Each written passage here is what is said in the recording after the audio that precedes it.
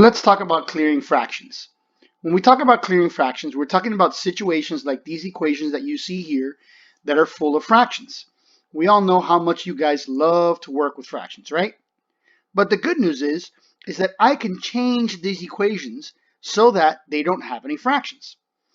And the concept involved in this is a concept that you've learned since elementary school, which is the concept of least common multiple or least common denominator.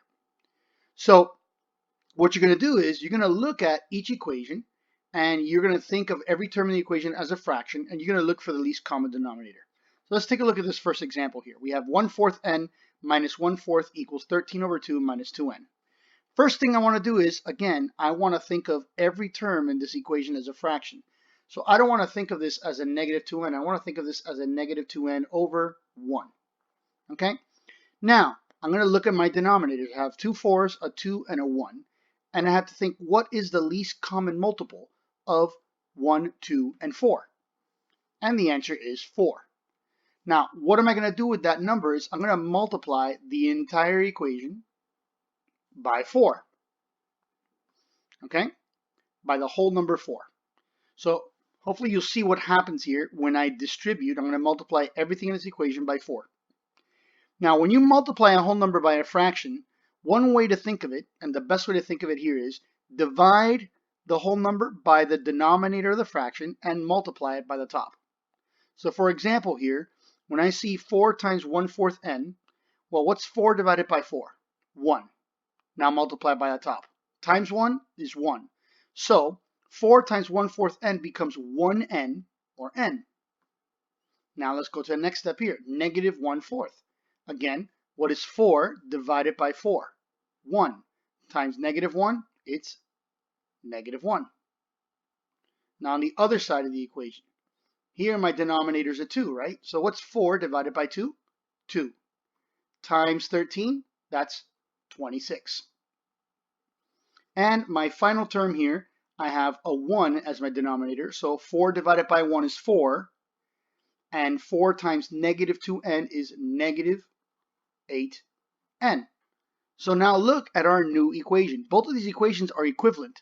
They both have the same value, but this one is going to be a lot easier to work with because all the fractions are gone. So the rest of this is cake, right?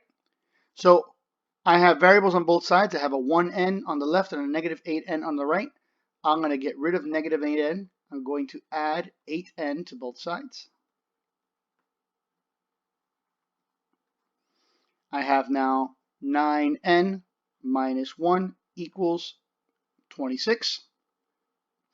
Next, I have to get rid of this negative 1, so I'm going to add 1 to both sides. I have 9n equals 27. And finally, divide both sides by 9. And you see that I get my answer is n equals 3.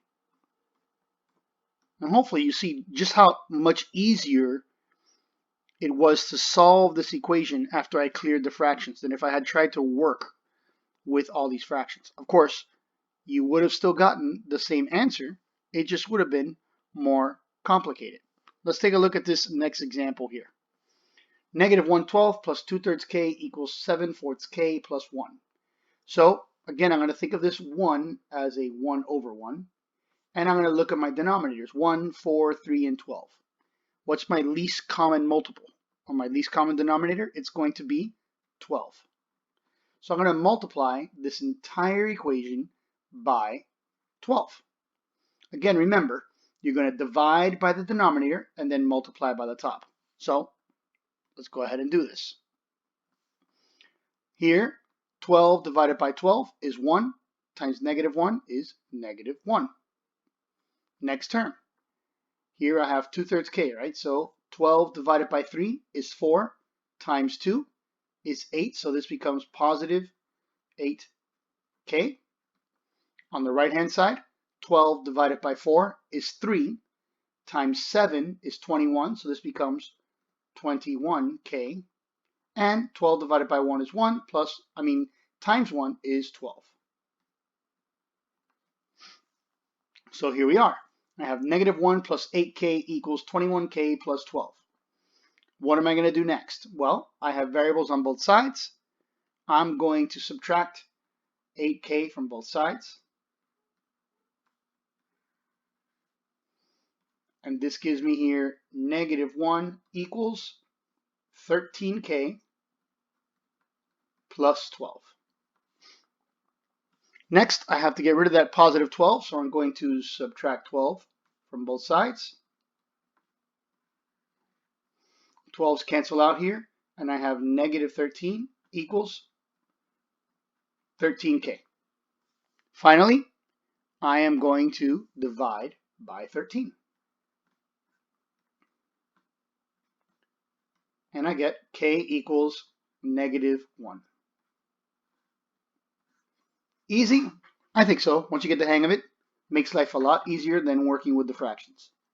All right, one more example.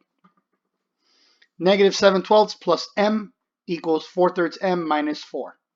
Again, I'm going to think of this m as being an m over 1. And look at my denominators. I got a 12, a 1, a 3, and a 4. And again, it looks like our common denominator here is going to be 12, our least common multiple. So I'm going to multiply the entire equation by 12. So let's do this. 12 divided by 12 is 1. 1 times -7 is -7. Over here, 12 divided by 1 is 12, times m is going to be 12m. Next one, 12 divided by 3 is 4, times 4 is 16, so this is going to be 16m.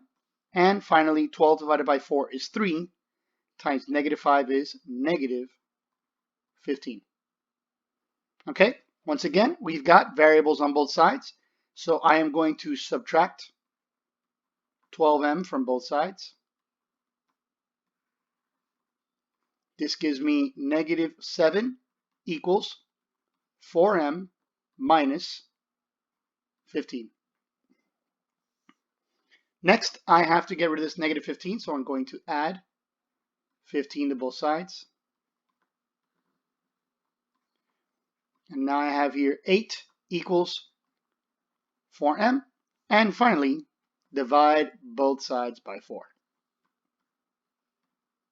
And I get m equals 2. All right, good luck.